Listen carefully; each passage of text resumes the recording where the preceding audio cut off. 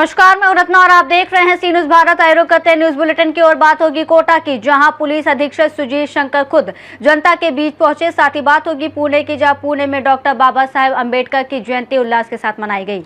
तमाम खबरों पर विस्तार से चर्चा करेंगे। भंवरगढ़ ग्राम पंचायत में महात्मा गांधी नरेगा के तहत लाखों रुपए के कथित फर्जीवाड़े का मामला सामने आया है, जिसमें प्रधानमंत्री आवास योजना के लाभार्थियों की मजदूरी राशि में हेरफेर और फर्जी मास्टर रोल के जरिए गबन के आरोप लगे हैं। इस मामले की जांच के लिए गठित 4 सदस्यीय टीम आज अपनी रिपोर्ट विकास अधिकारी हर्ष महावर को सौंपेगी।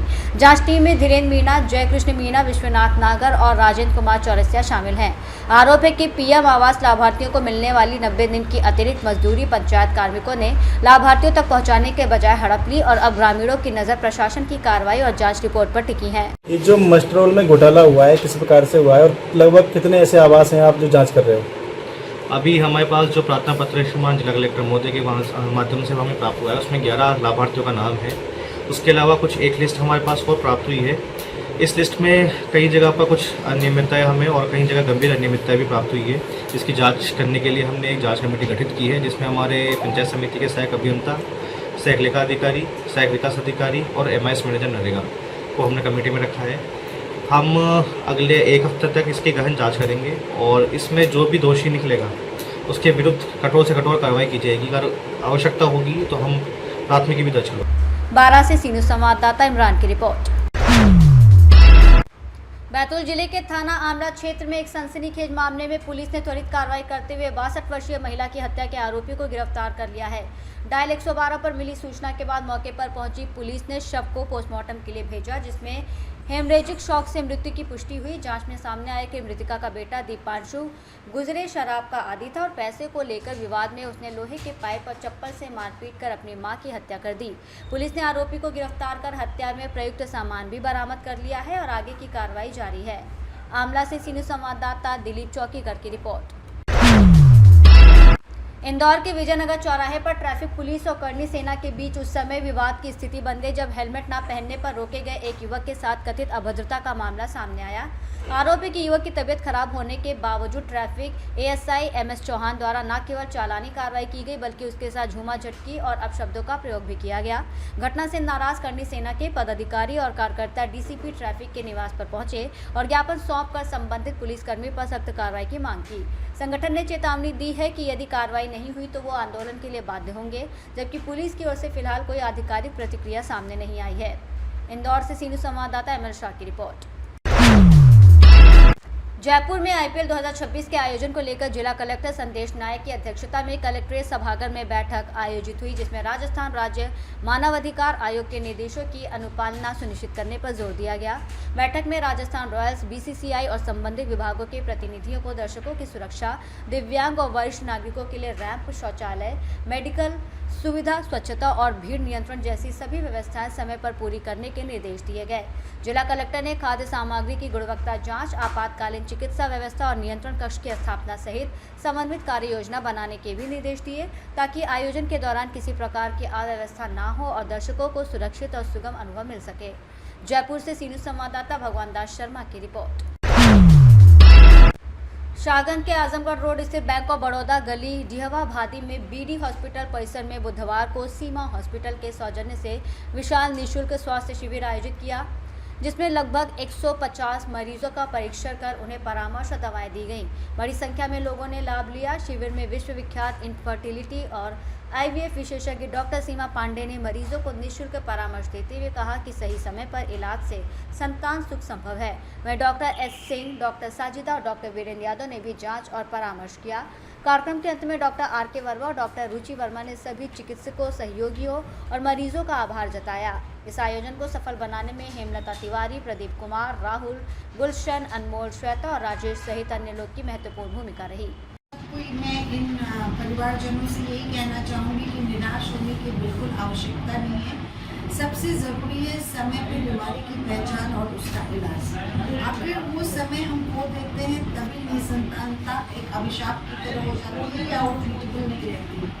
आज की तारीख में निसंतानता के काफ़ी अच्छे इलाज हैं और हमारे पास सिर्फ दवा से लेकर आयुर्वेद तक की सारी सुविधाएं उपलब्ध हैं। साइंस ने बहुत तरक्की कर ली है। हर व्यक्ति को हर चीज़ की ज़रूरत नहीं होती है, लेकिन समय से उपचार बहुत ज़रूरी है। और प्लस उसके साथ अपनी बच्चियों पे और अपने बच्चों पे भी इससे ध्यान देना, उनके खान पान, स्वास्थ्य और इन सारी चीज़ों के बारे में। जैसा कि अभी आपने बताया कि मासिक धर्म की अनियमितता और मासिक धर्म के समय में दर्द होना, ये कोई अच्छे लक्षण नहीं है। किस तरह जागरूक करना चाहिए, क्या समस्याएं आती हैं और क्या निदान इसका? मैं वर्ल्ड के सबसे बड़े इनफर्टिलिटी एसोसिएशन की अपने स्टेट की सेक्रेटरी हूँ और इंडिया की क्लिनिकल सेक्रेटरी हूँ। ये मार्च का महीना जो गया है, इसको हम एंडोमेट्रियोसिस अवेयरनेस मंथ के रूप में मना रहे थे। और चूँकि मार्च एक ऐसा महीना है जिसमें बच्चों के एग्ज़ाम होते हैं, स्कूल बंद होते हैं, तो उस मुहिम को यूपी स्टेट हिसार ने इस महीने तक एक्सटेंड किया है और इसको हम एंडोमेट्रियोसिस अवेयरनेस मंथ की तरह मना रहे हैं, जिसका थीम है कि period pain is not normal. मतलब मासिक धर्म में जो पेन होता है वो बिल्कुल नॉर्मल नहीं होता है। जैसा कि हम अपनी बच्चियों को समझा देते हैं कि आपको पेन हो रहा है, कुछ नहीं है, शादी होगी ठीक हो जाएगा, बच्चा होगा ठीक हो जाएगा, ऐसा बिल्कुल नहीं है। जिन बच्चियों को इतना पेन हो रहा हो कि उनका स्कूल या डे टू डे की एक्टिविटी है वो ना कर पा रही हो, बिस्तर पे पड़ जा रही हूँ, वॉमिट कर रही हूँ, तो उन्हें डॉक्टर की ज़रूरत है। उन्हें एंडोमेट्रियोसिस नाम की एक बीमारी हो सकती है जो कि आज की तारीख में सबसे तेज़ी से बढ़ने वाली महिलाओं में बीमारी है, पॉलीसिस्टिक ओवेरियन डिजीज़ या पीसीओडी के बाद। तो उसके बारे में हम लोगों को जागरूक कर रहे हैं, क्योंकि इसके बारे में अभी जनरल फिजिशियन से लेके और स्पेशलिटी के लोगों को इतना पता। जौनपुर से सी न्यूज़ संवाददाता दिवाकर मिश्रा के साथ दीपक सिंह की रिपोर्ट।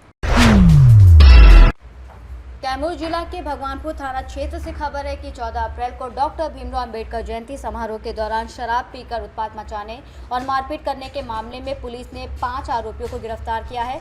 थाना अध्यक्ष चंद्रशेखर शर्मा के अनुसार सूचना मिलने पर पुलिस मौके पर पहुंची, जहां कुछ लोगों ने पुलिस से भी बहस की और भागने की कोशिश की, लेकिन कार्रवाई करते हुए 4 लोगों को गोबरशक गांव से पकड़ा गया, जबकि एक अन्य आरोपी पहले ही गिरफ्तार हो चुका था। गिरफ्तार आरोपियों में मुन्ना राम, राजीव कुमार, मनीष कुमार, प्रदीप कुमार और गुलाब राम शामिल हैं, जिन पर शराब निषेध अधिनियम के तहत मामला दर्ज कर उन्हें न्यायालय में पेश किया जा रहा है। कैमूर से सी न्यूज़ संवाददाता राम प्रवेश तिवारी के साथ राकेश पटेल की रिपोर्ट। कोटा ग्रामीण से बड़ी खबर है, जहां पुलिस अधीक्षक सुजीत शंकर खुद जनता के बीच पहुंचे और कैथून थाने में आयोजित विशेष जन सुनवाई के दौरान उन्होंने लोगों की शिकायतें सुनी और कई मामलों का मौके पर ही निपटारा भी कर दिया। एसपी ने स्पष्ट कहा कि पुलिस का काम जनता की सेवा करना है, न कि उन्हें परेशान करना, और साथ ही ये भी बताया कि अब कोई भी पीड़ित सीधे एसपी हेल्पलाइन नंबर पर अपनी शिकायत भेज सकता है। कोटा ग्रामीण पुलिस की इस नई और त्वरित कार्रवाई वाली पहल की पूरी क्षेत्र में चर्चा हो रही है।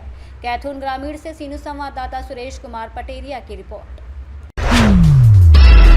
महाराजगंज जनपद की श्याम देवरवा पुलिस और साइबर क्राइम टीम ने बड़ी कार्रवाई करते हुए साइबर अपराध से जुड़े एक गैंग का भांडाफोड़ किया है और 5 आरोपियों को गिरफ्तार किया है। पुलिस ने उनके कब्जे से 318 एंड्रॉयड मोबाइल फ़ोन और 110 मोबाइल मदरबोर्ड बरामद किए हैं, जिनकी अनुमानित कीमत लगभग 80 लाख रुपए बताई जा रही है। जांच में सामने आया है कि ये गैंग गांव-गांव घूमकर पुराने मोबाइल, कंबल और बर्तन देने के नाम पर इकट्ठा करता था और उन्हें पश्चिम बंगाल के कोलकाता में बेचकर साइबर फ्रॉड में इस्तेमाल किया जाता था।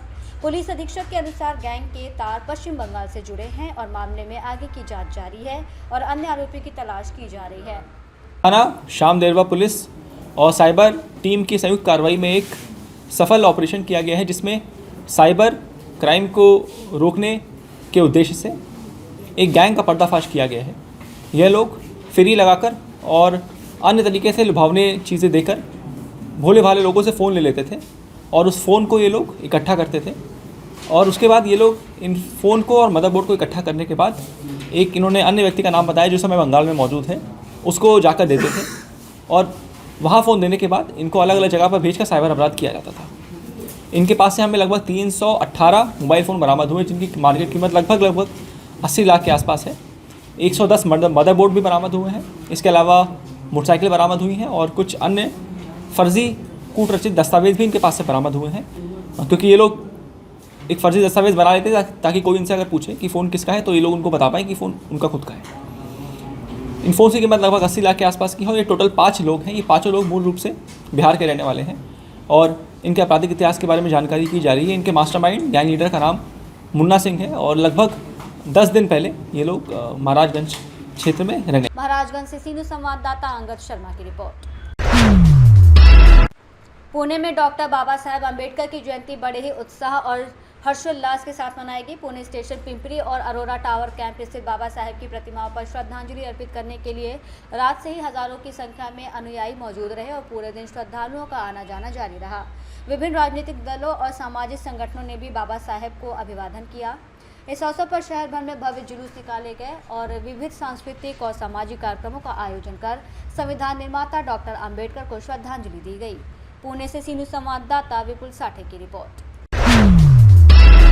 फतेहपुर 84 थाना क्षेत्र के सुभाष नगर पश्चिमी मोहल्ले में किराए के मकान में रह रही 36 वर्षीय महिला वंदना का शव घर के अंदर फंदे से लटकता मिला, जिससे इलाके में सनसनी फैल गई। पति धीरज ने पुलिस को सूचना दी, जिसके बाद मौके पर पहुंची पुलिस ने शव को कब्जे में लेकर पोस्टमार्टम के लिए भेज दिया। जानकारी के अनुसार दंपत्ति मूल रूप से कानपुर जनपद के निवासी है और घटना के पीछे घरेलू कलह की आशंका जताई जा रही है। महिला की मौत से परिवार में कोहराम मच गया है और 3 बच्चों का रो रो कर बुरा हाल है। पुलिस का कहना है कि पोस्टमार्टम रिपोर्ट के आधार पर आगे की कार्रवाई की जाएगी। फतेहपुर 84 से उन्नाव से सी न्यूज़ संवाददाता सुशील यादव की रिपोर्ट। बुलेटिन में फिलहाल इतना ही। देश और दुनिया की तमाम बड़ी खबरों के लिए देखते रहिए सी न्यूज़ भारत।